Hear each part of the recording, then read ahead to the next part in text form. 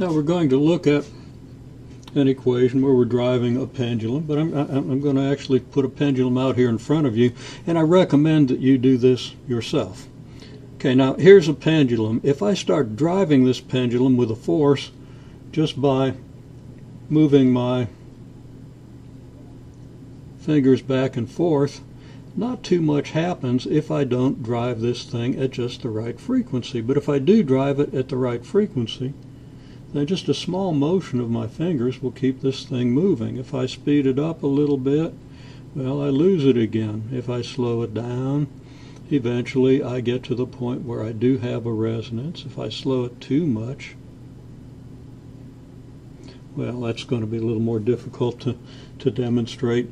But you understand that if I don't drive this thing at just the right frequency, it's not going to oscillate very well.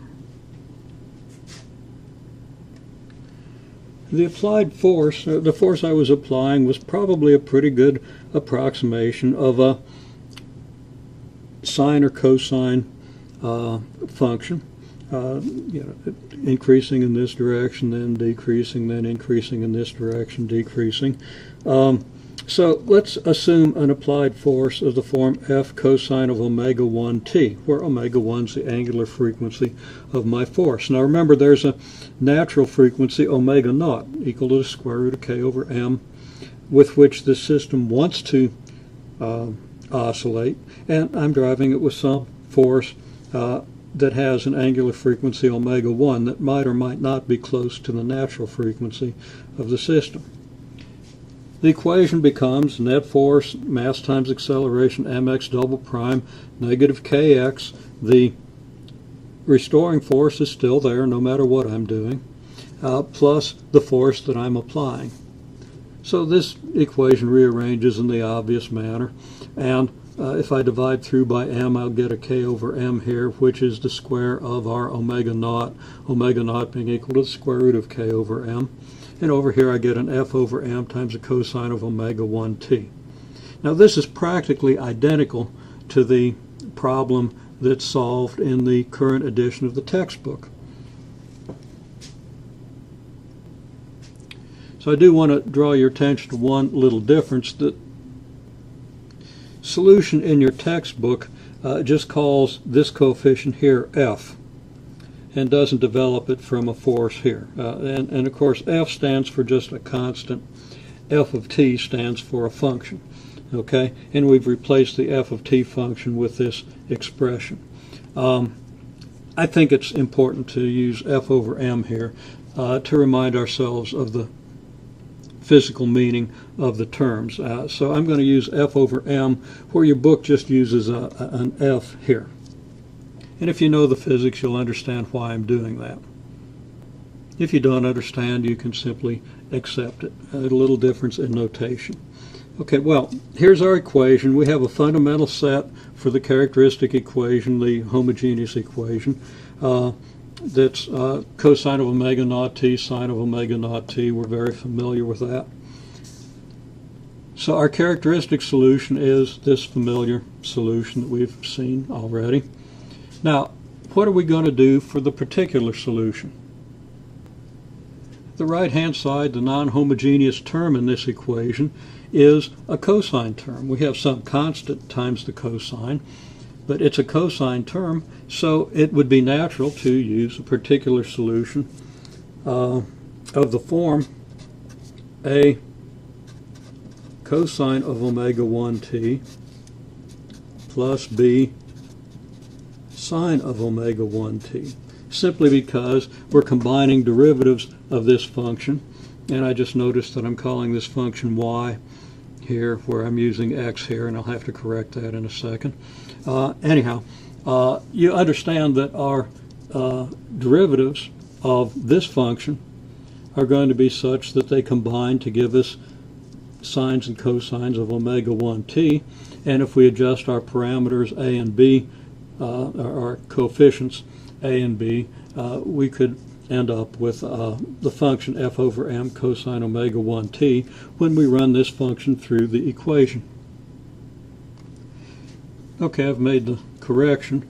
Now, in order to plug this solution into the equation, I've got to find my x double prime, which is going to be very easy to do. I'm simply going to write it down. We've already done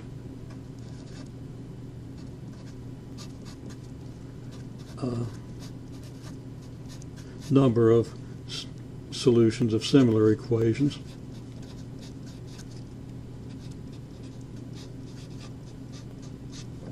So there's our x double prime. Now when we plug this back into our equation is going to become what? Well, it's going to be omega 1 squared a cosine of omega 1t, and I'd better put my negative on there before I forget, minus omega 1 squared b sine of omega 1t plus omega naught squared multiplied by just our xp function, which is a cosine of omega 1t plus b sine of omega 1t. And that, when we combine it all together, is going to give us negative omega 1 squared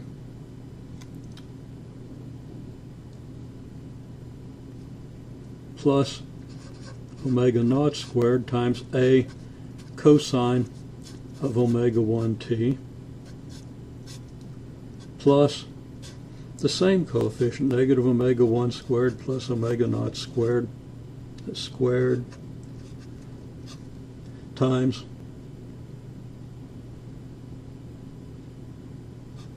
b sine of omega 1t. Thought I'd mix that up. And that's going to have to be equal to our f over m cosine of omega 1t.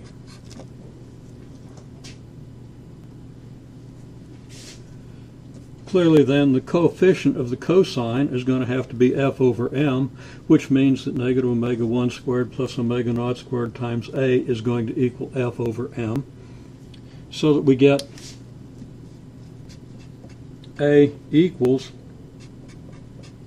I'll write it this way, f over m divided by omega naught squared minus omega 1 squared. And b equals 0 because we have no sine function, no sine term on the right hand side. This implies that xp of t should equal f over m divided by omega naught squared minus omega 1 squared times the cosine of omega 1t. So that our x of t function, which is going to be a sum of the characteristic and particular solutions, will end up being c1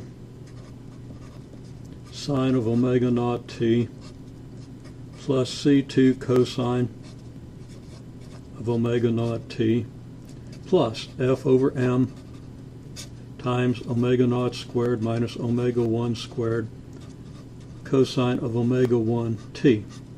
Now, this is going to be identical to the solution you'll probably see in your textbook. And this is, of course, a very standard problem that's done, I would guess, in the majority of introductory differential equation textbooks. The only difference between the book solution and mine is I have the f over m where they just have the f. And nothing against them using just the f, but I prefer to use the f over m because I think it's very important to keep track of the meanings and the units of various terms.